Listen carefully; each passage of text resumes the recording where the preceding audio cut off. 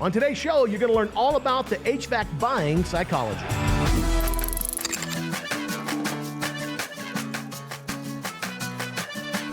Selling at the kitchen table is one of the most important things we do, but we have to understand the buying psychology that goes hand in hand with our selling psychology on this week's show. I'm very excited about having this conversation, and the reason I'm excited about having this conversation is because it's so important to our business today. And, you know, I've been in this contracting world for a long, long time, about 20 years now, and the contracting world, the residential HVAC, plumbing, electrical, it's just given me a lot of amazing things in my life. And, you know, at this stage in my life, as Dave mentioned, I've written several books, including The Power of Consistency, a New York Times bestseller. And so I speak in a lot of different organizations, a lot of different industries, but it's important to know that I come from this industry. Everything I know about making money, everything I know about growing wealth and prosperity, I learned in the residential heating and air conditioning business. And so I'm extremely grateful to the industry. It's a wonderful business, a wonderful industry with a lot of really great people. And I'm very excited to talk to you today about one of the most important things that I have found in growing my companies. I've had about six or seven, maybe 8 HVAC and plumbing companies over the course of the last 20 years. And as Dave mentioned, I started a new one just 4 years ago, and we've had an enormous amount of success, which I'm going to share with you. But it's because we understand the psychology of compromised choices. We know how to sell. In fact, I tell folks in our companies, we are not a heating and air conditioning company. We are a sales and marketing company that happens to install air conditioners and furnaces. So because we have that different mindset, I think it really helps us scale our companies quickly and profitably as we would hope. So when we talk about sales, I took this about an hour ago from my Service Titan. This is my rolling 12 months, 365 days, and you can see there the number is just over $13 million. This is our 4th year in business, and our year-to-date so far this year, 12.69. So we're right there again. By the time we finish December, we'll be just over 13. And so people ask me, like, how do you do it? How do you grow these companies so quickly? You know, I talk to folks who've been in this industry for 20 years, and they're struggling to hit 5 million or 2 million or 7 million or whatever the case is. And the reality is you have to focus on the sales process and elevate the sales process to the same level of importance as the operations. As an example, if you had a really, really busy day, you had 100 service calls stacked up, you would probably never go to your accounting department and say, hey, can you guys run some service calls for me today? We would never do that, right? But when it comes to selling, we find somebody with a pulse and a heartbeat, and we're like, hey, you're the sales guy, right? So, you know, we got to elevate the importance of the sales function. That is what I do, and this is why I have the success that I have in this industry. And a huge part of that is understanding the psychology of buying, the compromised choices philosophy, and as you're going to see, a little bit old school, a little bit retro with price cards, right? I know everybody's gone high tech these days, but I'm telling you, I have learned there's a lot of value in the high touch part of this business as well. So let's talk about the power of compromised choices and using price cards to quickly scale your business and to dramatically increase your sales. So I want to talk to you about 2 little stories that give an example, kind of what this compromised choices is. This is a philosophy I've lived for 20 years in the HVAC world and even before that. But there's a couple of great stories here I think really illustrate it. So there's a chain of high-end kitchenware stores in the malls all across the country called Williams-Sonoma. You've probably seen them. You may have shopped in them, but they sell high-end kitchenware and knives and, you know, plates and pans and all the kind of stuff that, you know, a gourmet chef would want, right? All high-end stuff. And a number of years ago, they decided at Williams-Sonoma that they wanted to offer a bread baking oven for their customers, right? Because I guess people are getting into baking their own bread these days, whatever it is. So they went out and they sourced a line of bread baking ovens that they thought was going to sell like hotcakes. It was very reasonably priced. It was very high quality, great reviews, that type of thing. And so they went out and put them in every store across the country. And they could not give them away, right? Nobody would buy these bread baking ovens. So after a while, they got to thinking, you know, maybe our customers expect a higher quality, a more expensive bread baking oven, because it was a medium priced oven. You know, it wasn't like one of the super high end ones. And so what they did, they found another supplier of these ovens, a higher quality, a more expensive one, a fancier one, and they started swapping out all of the inventory in the store. And what happened, though, inadvertently, is that some of the stores kept both of the items on the shelf, the old one and then the new, more expensive one. What do you suppose happened to the less expensive one, the one they couldn't sell before?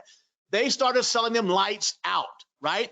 And they learned a very important lesson about compromise choices, because when you give your customers, your homeowners, only one choice, you're giving them a choice of all or nothing.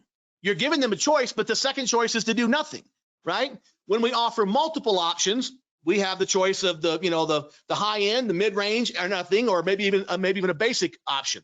My point is, people, as we all know, tend to kind of align down the middle. We don't want the cheap guy. We don't want the high end guy. We want the just right guy. Now, to do that, we have to incorporate some things in our sales process. There are certain ways we can set this up and make sure that we're capitalizing properly on this psychology. Now, this is not just about having 3 options or 5 options or whatever. There's a lot more to it than just having a number of options. You have to create your process around this concept. Let me give another example of a manufacturing client. This is a client of mine. The client shall remain nameless. But about 10 years ago, this client called me up and they said, hey, we are looking for someone to develop a sales training program for our 2,000 dealerships. And I said, I'd be happy to do it. So we got to talking, and the guy eventually, I never ask budget, by the way. We'll talk about more of that later, why that's important. One of the biggest mistakes you can make on a sales lead is to qualify your budget on your homeowner. I'll explain it more later. So I didn't ask budget, but this guy tells me at some point their budget for the program is $500,000, $500,000. So they asked me to put a proposal together and send it to them. So I did. I spent the entire weekend with my staff. We put the proposal together and we sent it off on that next Monday morning. And my first proposal, the first number in the proposal was $10 million. Now, I had no delusions whatsoever they were going to spend $10 million, but I was pretty sure they could spend a couple of million if I just approached this right with a compromise choices philosophy. So they get the proposal for $10 million. They just about have a heart attack. $10 million? Didn't you hear a thing we said? We said our budget was $500,000. And I said, well, $500,000 isn't going to solve your problem. You got 2,000 dealers. It's going to cost at least $5,000 per dealer per year, right? $5,000, 2,000 clients, that's $10 million. Do you want the problem solved? They said, well, you've lost your mind. And so then they invited me down to their headquarters to have this conversation. And they wanted me to explain this $10 million. And I'm going to tell you, I had so much extra stuff packed in there, like tons of live events and a television show every week for their dealers. It was just over the top, and I knew they weren't going to spend that kind of money. But again, I'm practicing compromise choices. So I go down there. It takes 2 or 3 meetings. They had a whole committee, and it was a Japanese-owned company. And so my final meeting was actually in front of the Japanese decision makers, and I'm presenting through interpreters, which was a whole bizarre experience. But I end up closing the deal for $2 million, right? And we go out to dinner the night of, after we signed the agreement, we go out to dinner, and there was this one guy, his name was John. It was one I've been dealing with primarily this whole couple of month period. And we're having dinner, and John turns to me, I'm sitting next to him, and he turns to me and he says, Mr. Long, he says, you know what we were all thinking when you came down to $2 million? In his mind, I came down from 10 million. It didn't occur to him that he came up from $500,000, right? 4 times their original budget. And I turned to him and I said, no, John, I said, tell me what you were thinking when you got me down to 2 million. He says, well, we were all thinking, whew, at least it wasn't 10 million, right? That is the essence of compromise choices. Hi, I'm Daryl Yashinsky. Hey, I'm Bob Larkin. Many of our contractors meet with us monthly, and you, chances are, have met with us monthly. We found that members have deeper and greater needs. So we came up with Next Level Coaching, which is we meet a lot more often, and there is accountability to deal with some of the issues of money, growth, finding employees, having an exit strategy to get off this roller coaster. These are the issues that contractors want answers to, and we can provide those answers in Next Level Coaching. When you join Next Level Coaching, you're going to find solutions that are easy to implement and logical. Most importantly, we hold you accountable to specifics. We're going to meet twice a month and have specific to-dos, And with those specific to-dos, we're going to discuss and dive into your financials in a very granular way. You're going to have a clear budget. We'll be able to establish pricing. We're going to help you create leadership programs that build your people. We're going to help you find people. You may think of differing ways to engage employees that will keep them more involved by joining Next Level Coaching. So if you're interested in making more money, growing your company, finding good employees, and developing an exit strategy, give Dale and I a call. We'd be happy to talk to you about Next Level Coaching. And we're going to see you on the next level. That is the essence and a prime example of compromise choices, right? People want to settle in the middle, but you got to hit them high. You got to hit them high with the shock value, right? And so I want to talk to you about how this affects us in our business in the residential HVAC, plumbing, electrical world. So let's say, for example, that you have solutions for your homeowner. I just made these numbers up, anywhere from $5,000 to $15,000 up to $25,000. And you've got this range of solutions for your homeowner, basic systems, maybe a furnace only, up to more complex systems, higher efficiency, and so on. Well, obviously, let's say you set your target for your average ticket of $15,000, which is what it happens to be in my company. Our target is a $15,000 average ticket on a replacement opportunity, right? Well, if I'm going to hope to get my homeowner at $15,000, I got to have them comparing that to $25,000, not to $5,000 for obvious reasons, right? Because when they see $15,000, you know what you want them saying? Whew, at least it wasn't $25,000, right? Now, the question is, how do we get there? And this illustration kind of helps us understand that. So let's say my target is $15,000, which it is. And those two blue circles are giant boulders, and they're on a hill. And I got a choice. I got to get that boulder to $15,000. Got a choice. I can start at the bottom and using brute strength and trying to fight the forces of gravity and try to muscle that $5,000 boulder up to $15,000. It's going to be exhausting. It's going to be very hard to do. But then I have an option of having a helicopter come in at the top of the mountain and put the big boulder up there, and I can use gravity and leverage in my favor and lower it down to $15,000. Obviously, that's going to be easier. So this is the strategy that we have to use, right? Again, when this manufacturer came to me, they had a budget of $500,000.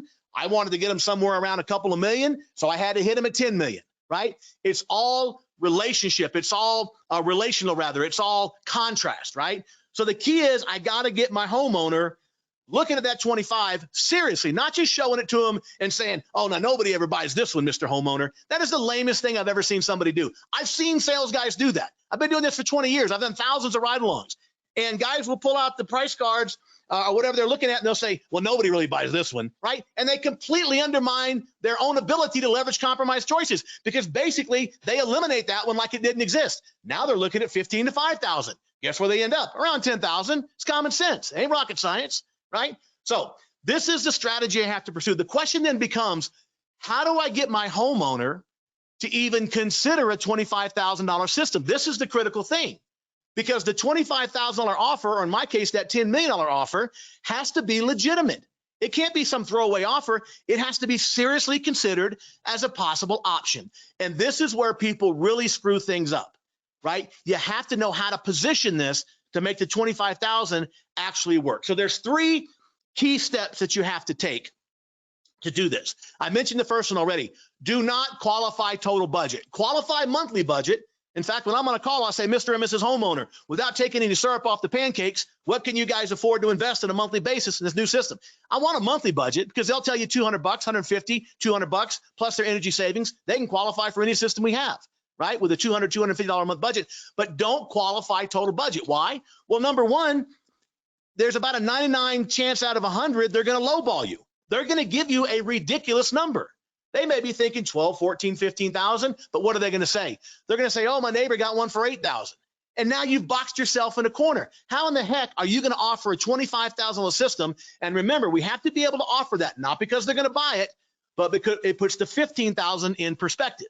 But I got to be able to offer that 25,000. If they tell me their budget is $10,000, how in the heck am I going to recommend a $25,000 option? They're going to think I'm crazy. 25,000, we told you 10,000. So I don't qualify budget. I think it's one of the biggest mistakes that we make in our industry because you limit yourself, you box yourself in a corner, and you box yourself in the corner of a lower number because they're going to lowball you. Even if they'll spend 14, they're going to tell you 8 or 10. right? So that's a big part of this. When you're doing your survey, however you go about your process, you do not want to say, so Mr. Homeowner, how much you looking to spend today? Right? It ain't going to work. You're going to lowball yourself into a corner, and you're never going to be able to offer high-end systems. And if you can never offer high-end systems, you're not going to sell the nice 15 to 17,000 mid-tier systems. That's just the reality. Been doing this a long time. So, I'm speaking from experience. I know what I know. All right, so that's number one. Number two, you got a price condition. You want to create the expectation throughout the course of your entire process that, hey, you're not going to be the cheapest company, right? Let me tell you something. When you get to the end of a sales call now, just before or just after your homeowner sees your prices, you know what their first thought is? Their first thought is, how much can I get them down? How much can I get them down off that price? That's what people are always thinking when they're dealing with contractors. How do I get them down? If you follow a value-based sales process like I've developed and we've developed here at EGIA, you're going to have your homeowner asking a whole different question. The question you want them asking at the end is, man, I hope I can afford these guys. I hope I can afford these guys. If you build that kind of value through your process where they expect you to be more expensive and they're hoping they can afford you, you have dramatically increased your probability of selling a higher end system. It's just that simple. And one of the ways we do that, there's a lot of different ways we do that.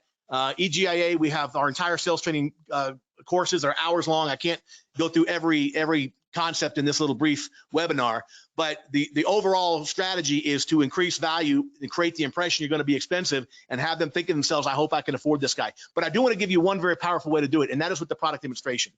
A product demonstration is where in my company and my clients' companies, we take the actual components of an HVAC system. I'll use a gas flex, a filter dryer, a hard start kit, maybe a piece of heavy gauge sheet metal, a float switch, anything I can. I'll take two pieces of line set. This is my favorite. Take two pieces of line set and have one about 6 inches long, just a beautiful piece of copper, pure as the driven snow. I take a second one and lay the brazing torch to it, right? And you know when it has that oxidization, all that black carbon forms when the brazing gases interact with the carbon and the oxygen, right? And so it turns the whole thing black, and you put that brazing torch up inside that line set where you get all that black carbon and let it cool off and drop it in a sandwich bag, right? And then flake all that stuff off. It looks like black sand, right? So I explained to my homeowner, this is what happens when 9 out of 10 companies don't do a nitrogen purge. Here's what it should look like. And I talked to them about putting sand in their motor oil. They would never do it, but that's what they're doing. And I talked to them about how a lot of companies skip the step on the nitrogen purge, right? Because it adds a couple hours of work and people don't want to mess with it. They just braze the hell out of it and don't worry about it, right? So we show them these things. But the key is every time I show one of the components to one of my homeowners, I will tell them, hey, does this increase the cost of the installation? Absolutely. And if I was trying to be the cheap guy, I could probably eliminate this step. But I don't want to be the cheap guy. I want to protect your investment and protect your family, right? So the whole time through this product demonstration, 6 or 7 or 8 different products, every time I show them one, they're thinking, uh-oh, this guy's going to be more expensive. But you know what they're also thinking? They're thinking, man, this is the company I want. I hope I can afford these guys, right? You see, you got to think about these things strategically. People ask all the time, what do you do when people come up with a price objection? Hell, I was dealing with a price objection an hour before it came up. Right? You can't wait till the problem comes up. You have to head the problem off. We do this 2 or 3 times a day. They do it 2 or 3 times in a lifetime. We ought to be better at it than our homeowners. So you got to condition them for price, and you got to get them to the point where they expect you to be more expensive, and they see why. You can't just say we're more expensive. You got to show them why. The product demonstration is a very effective way of showing them exactly how a system should go together and how many companies will cut corners to lower the price, right? And then also, you have to kind of position yourself. Again, we want to have the ability to offer a high-end system when we get to the end. Not necessarily because, we're going to sell the $25,000 or $30,000 system, but you will sometimes, which is great. But mostly I'm offering it to put my $15,000 to $17,000 to $18,000 systems in perspective, right? Here's another tool you can do it. All of you at some point in your process should be doing a home comfort survey. It's just where you go through and ask about hot spots and cold spots, indoor air airflow problems. You're trying to get a handle on the mechanical situation in the homeowner's house, right? So anytime you find a problem, let's say, for example, you say, does anybody in the home have allergies, right? Oh, yeah, little Susie's got allergies, and I'll ask about what the symptoms are, and then I'll say at some point, Mr. Homeowner, is that something I should keep in mind when I design your system today? And 100 times out of 100, they say, oh, yeah, keep it in mind. They're not agreeing to buy it. They're just saying keep it in mind. Then I'll go to airflow, hot and cold spots. Yeah, the master bedroom's really uncomfortable. Well, is that something I should keep in mind when I design your system today? Sure, right? Well, I can solve that with variable speed, maybe a ductless system, maybe some ductwork modifications. My point is there's lots of ways I can solve the problem. What I'm trying to get is permission from my homeowner to keep those things in mind. And guess what? At the end of the process, I'm going to keep it in mind. And I'm going to design a system that addresses Susie's allergies, the hot and cold spots, their concern for efficiency, because one of the questions you must always ask your homeowner, always, always, always ask your homeowner, Mr. or Mrs. Homeowner, on a scale to 1 to 10, how important is it for you and your family to minimize your carbon footprint for future generations? You got to ask them that question. I guarantee you they'll say 8, 9, or 10. Right? Everybody, I don't care if it's the executive at a Texas oil company, he's going to say 9 or 10 because everybody's concerned about the environment, right? So once they say 8, 9, or 10, it's important. I'm going to say, well, is that something I should keep in mind when I design your system? Yeah, I guess so. Well, they just told me to keep in mind high efficiency, variable speed, indoor air quality. Just by virtue of keeping all those problems in mind when I design the solution, it's going to be a $25,000, $30,000 solution. Just the solutions to those problems are expensive. Now, that doesn't mean they're going to buy it. That just means I want to hit them with the shock value, and then we'll bring them down to a number they're comfortable with, right? We got to get them to the top of the mountain first and then ease them down into a number they are comfortable with. But here's what I've learned. If you go back to this drawing right here, I've been doing this for 20 years. I can't even tell you how many thousands of leads I run. But I guarantee you, if I start at 5,000 and start pushing that boulder up versus at 25,000 letting it come down, it will always stop at a higher number when I start high versus starting low and trying to upsell, which is just lame to begin with, right? So you got to make sure that you are not qualifying total budget. Leave that door open. Even if they throw you a number, just kind of ignore it, right? Just like my guy at the manufacturing company, he threw out the $500,000 number. I just ignored it. I didn't say, oh, I can't do it for that. Just like, okay, wait till we get the end. They don't know what they don't know, right? You got a price condition, right? You got to create the expectation you're going to be expensive. Everything you do in the house should communicate high value. Product demonstration, super important, right? And then I'm going to go through my survey and I'm going to find 3 or 4 of the problems in the house that the homeowner has, including efficiency, indoor air quality, airflow, whatever it is. And I'm going to say, is that something I should keep in mind when I design your solutions? And they're going to say yes. Well, guess what I'm going to do? I'm going to keep it in mind and design a solution for their whole set of problems. And just by virtue of being so comprehensive and addressing so many problems, it's going to be expensive, right? It just is. So that's how I set all this up. Awesome content right there, as always. Now, if you like this content, please share it with your friends on Facebook. And if you're not a member, go ahead and click the button below to get a free 30-day trial of our entire Contractor University platform. We'll see you next week. Until then, my friends, bye-bye for now.